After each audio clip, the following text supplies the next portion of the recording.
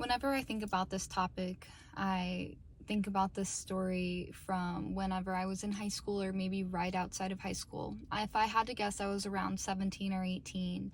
And my grandparents, I was at their house sitting in their den. Every time I went over there, we would sit in the den and we would talk. And my grandparents had two big recliners that would face a couch where we always sat and spoke to our grandparents in the den. And I don't know why I was just on one that day. I was a very emotional teenager, and I was talking about all of the retirement homes being built in the city that my grandparents lived in, and I was being rude, like something to the effect of, oh, I'm sure you're happy all these retirement homes are being built.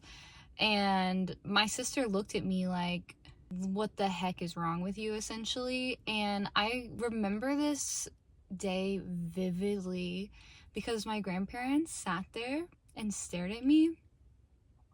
They didn't say one word. Hi guys, welcome back to this video. Thank you so much for coming back. Today we're going to be talking about the best way to respond, and responding can be something that's challenging, and maybe in our life we find ourselves reacting to things versus responding to them. So first we can talk about the difference between reacting and responding.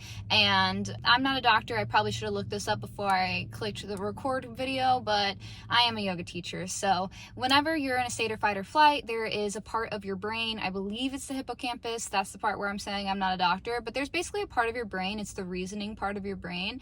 It's like, goodbye, see you later, it's not here. So when you're in fight or flight, freeze states of mind, you don't have reasoning, and you normally find yourselves in these fight or flight situations whenever you're in conflict, or whenever you find yourself with your feelings being hurt, which is normally conflict as well. So what are ways that we can respond to things instead of react?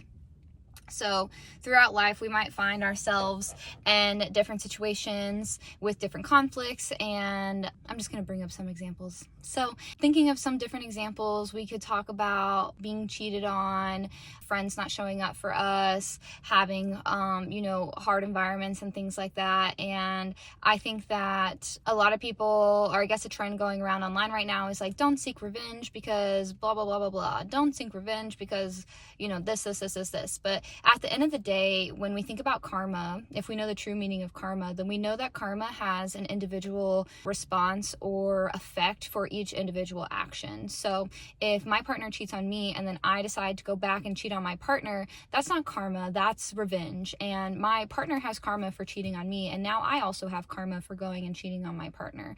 So we want to stay away from finding revenge or reacting in ways where we're trying to intentionally go out and hurt the person who hurt us, because unfortunately that's just going to create more harm for ourselves. It's going to create more karma for yourself. And when you think about God's going to already be on your side because you were hurt or wronged or whatever happened to you. So for you to be in that position, you already have God so close to you. And then for you to decide, oh, I'm actually going to go ahead and take action on revenge, or I'm going to react in a poor way that could have repercussions for yourself, or it could just have those energetic karmic repercussions for yourself that are going to be coming in the long run because we decided that being a smaller person was more important than being a bigger person. How can we respond to things that are much more challenging? Something that's going around in the media right now is Wizard Liz. I have been contemplating if I was going to bring this up or not because everybody's talking about it, but that's not really the only reason. Wizard Liz is someone that I have followed from the beginning of her journey, and she is the very reason that I'm sitting here pressing record on this video right now, or ever started pressing record on YouTube videos. And she is married. She has been married for over a year to a man that's not going to be mentioned, and he basically attempted to cheat on her and was unable to because the woman that he was trying to cheat on her with was a loyal follower. And I'm thinking of her when I'm making this video because she's a large part of the reason why I learned how to respond to things instead of react to things. She's a large part of the reason why I am the person that I am today, which may be large statements to say about someone that you see online, but there's a difference between an influencer and someone who posts cute clothes, and like that can influence you too, right? Like someone who posts cute clothes, someone who influences the decisions that we make and the things that we do, that's amazing. But Wizard Liz has taught me to do shadow work, has taught me to battle my own demons, has taught me how to respond to things in life, has taught me how to combat my father abandoning me, and other things that life offers us that are very challenging. Saying all that to say, my opinion of how I believe and personally kind of know, even though I don't know her, how she will respond. 4 months pregnant, not even actually cheated on, but tried, not physically, but the action of, cheating was there, but the physical act of it completing was not. And so that doesn't matter. It doesn't change anything. And although I think as women we feel that we need to say certain things or get certain things off our chests, and as a yoga teacher I think it's important to balance your chakras, and sometimes your throat chakra does need to speak up for yourself, and sometimes you do need to say what you need to say, and you need to draw those boundaries. But also sometimes drawing those boundaries is not saying shit. It's saying, actually, you don't have access to me anymore. Actually, you don't get to message me anymore. Actually, you don't get a response out of me anymore. And while that may be more complicated with a marriage and a child and all of these things, at the end of the day, in every single situation where we find ourselves where people have wronged us, we have to decide what our boundaries are and what our standards are. Are there things that we're willing to forgive happening more than once? Sure. But let's decide what those are, and decide maybe what needs to happen for you to actually truly forgive those things. An apology doesn't necessarily change anything. What change behaviors are displayed for you to see that there is potential for things to change. But at the end of the day, it really is a small percentage of people that are able to make true change, and that's because it's easier to stay the same. It's easier to give in to the habits that you've had. It's easier to be the way that you've always been. And for a lot of women, it's easier to stay with that man that cheated on you, stay with that person that's yelling at you. And maybe it's finances. Maybe you feel like you can't financially be successful, or your kids may financially be in a worse situation for you to emotionally subject yourself to bad treatment.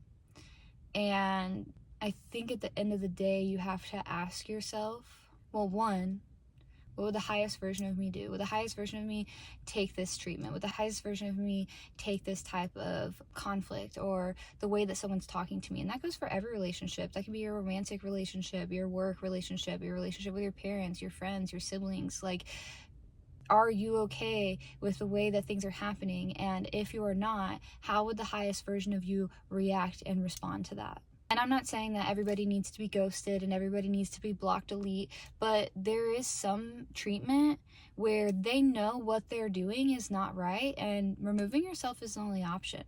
Or maybe, like Wizard Liz, they're testing to see how far they can get away with things. Why would you want someone in your life that's going to test to see the boundaries? If you're allowing people into your life that don't treat you to the same standard of the way that you hold yourself to treat them, why are they in your life? Because you're lonely? Because you need people to hang out with? Because you want to do some things? Okay, go to the gym, go to the farmer's market, join a dance class, go outside. Like, there are plenty of ways to meet people. There are plenty of ways to interact with like-minded people, but you are addicted to the stress. You're addicted to the chaos. You're addicted to finding different ways to confirm what you grew up in or what's familiar to you. And so ending those relationships would be boring. So maybe responding is taking time to yourself. And then once you've taken that time to yourself, you can go out into the world and interact and say, oh, wow, this is what it's like to interact with people who treat me in my standard, in my stature. Because regardless of if you realize it or not, you're in control of what you allow in your life. You're in control of every single interaction that happens, because you get to choose if you're staying a part of it or if you're leaving it. You get to choose how you respond. Every single time that anything happens to you in your life, you have the power to decide, oh, this is going to affect me, this is not going to affect me. If something makes you happy, makes you angry, makes you sad, I'm kind of quoting Sad Guru just a little bit, isn't that the ultimate slavery? If what somebody says to you controls the way that you react, you speak, you act, you behave, you go and do something based off what somebody says to you, that's ultimate control. So steps to change this. First thing is pausing. Pausing is the most powerful step, and it's honestly probably the hardest thing to do, because learning how to pause when your reasoning responses are off is hard. When you know or find yourself triggered, when you find yourself or feel yourself beginning to react in ways you don't want to react, remove yourself. Get in your car, go to your room, go on a drive, go see your best friend, watch a podcast, read a book, watch a movie, do something, fully immerse yourself into something, take a break. If you're not used to taking pauses, if you're not used to changing the way you respond to things, you need to, people can say it's dissociation, but it's not if you come back to it. You need to fully distract yourself for a moment. That way, when you come back, your reasoning responses are back online and you can actually address the situation. You can't actually address anything whenever you're in fight or flight, or whenever you don't have your whole brain functioning, essentially. You know, if you're hyperventilating, what makes you think you're going to be able to respond to something? So pause, remove yourself normally, put yourself in a safe environment, then take time to reflect on your own first, if you need to, unless you're like, oh, I know everything's clear, you know, the sun came out, I know exactly what I need to do. But first, reflect on everything on your own, decide what you want, decide what you don't want, decide what your boundaries are, decide what your standards are, decide what they are for yourself, decide what they are for other people, because maybe you're not acting up to your boundary or your standard either. So also correct yourself. Then decide how you're going to respond instead of react. And then you want to shorten the gap. So maybe this takes an hour at first, maybe it takes a day, maybe it takes 2 days. Then we start shortening down to 30 minutes, 20 minutes, 10 minutes, 15 minutes, 5, 4, 3, 2, 1 second. Boom. Someone says something to me. I already have my boundaries and standards in my mind. I take a moment, I take a breath, I pause. I don't let whatever they say disrupt me, because I'm calm. I'm like this. More Guru quotes. If something can make me like this, that's not right. I'm always like this. So if you're not like this, you remove yourself. Someone makes you like this, you remove yourself. You don't let people see you like that. Remove yourself till you're calm. Then when you're calm, and you can be calm, and you know what you want, and you know how you need to act, and you know how you expect people to treat you, then you come back and you respond. I hope this video helps you. Thank you so much for coming to my channel. Please like and subscribe. Thank you so much. Love you guys.